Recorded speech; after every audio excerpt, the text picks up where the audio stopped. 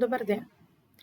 Јас сум одделенски наставник Маја Георгиевска од Општинското основно училиште Димитар Поп Георгиев Беровски, Општина Ѓорче Петров, Скопје. Денес ќе обработуваме наставна содржина за трето одделение по предметот Општество. Наставната содржина е јас растам и се развивам.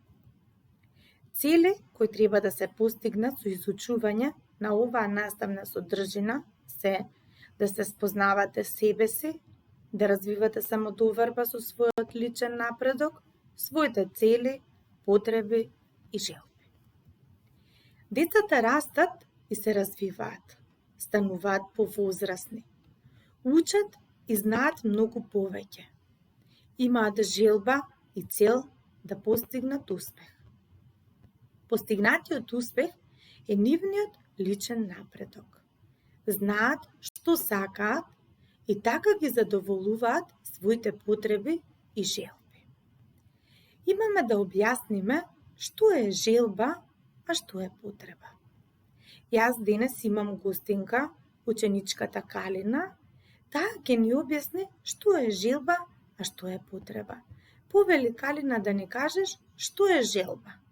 Желба е нешто што сакуваш и нешто да ти се исполни.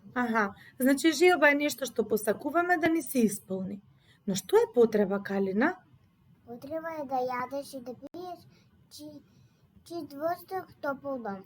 Значи потреба е да внесуваш храна, пијалоци, да имаш топол дом, чист воздух и така натаму. Ти благодарам, Калина. Сите дома имаме фотографии кога сме биле бебиња. Земете по една таква фотографија и понова фотографија од вас.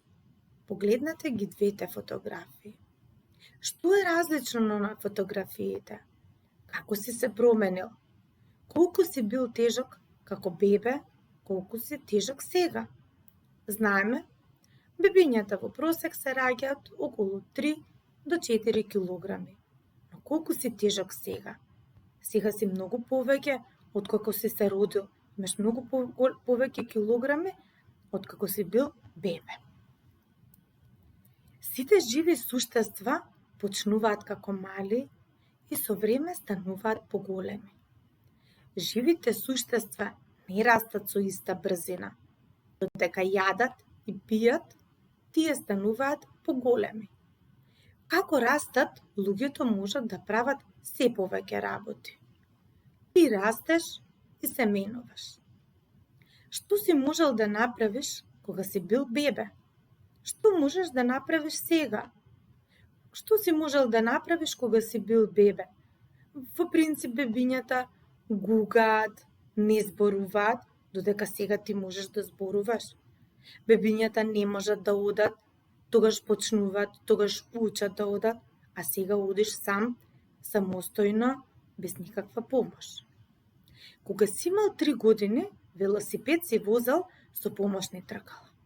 Објасни ни како сега возиш велосипед. Дали сега ги користиш помошните тркала? На 3 години дечињата учат да возат велосипед и затоа на нив им се потребни помошните тркала.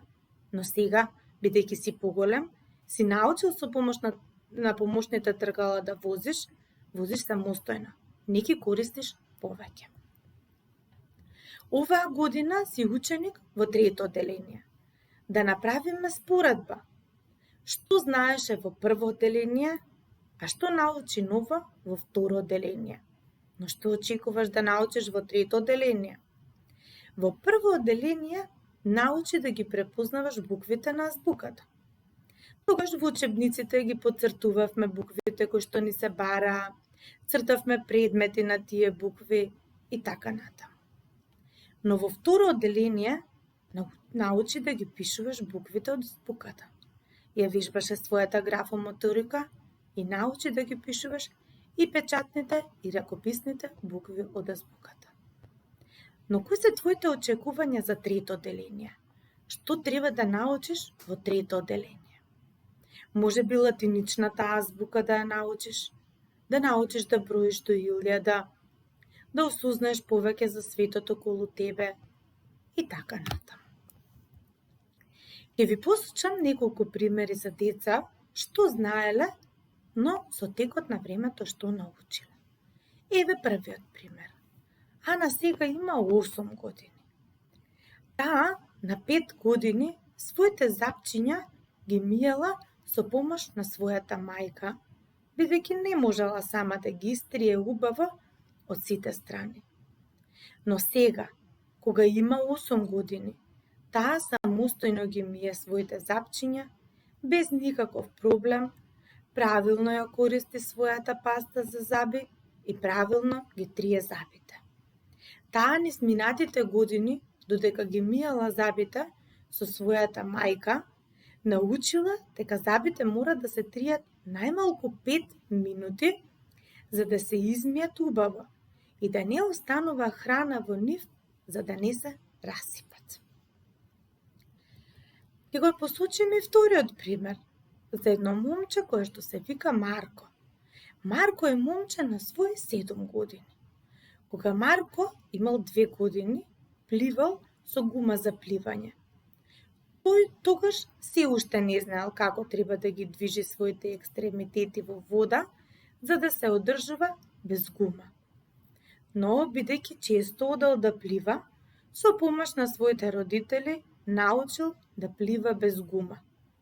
Сега Марко плива прекрасно, самостојно, без употреба на гума за пливање. Научи правилно да зема воздух додека плива и да се одржува во вода за да не пропадне. Научи и дека треба да носи пропратна опрема за да се ги заштити очите и ушите. Ученици, вие ќе имате за домашна задача да поразговарате со вашите родители за најважните настани во вашиот развој. Да напишете на колку години проодевте, на колку години почнавте да зборувате, на колку години тргнавте во градинка, на колку години тргнавте во училиште, кога бевте ученици во второ одделение, колку години имавте, сега сте кое одделение да запишете и колку години имате. Ви благодарам на вниманието, се надевам ви се допадна обработката на денешната наставна содржина. Благодарам.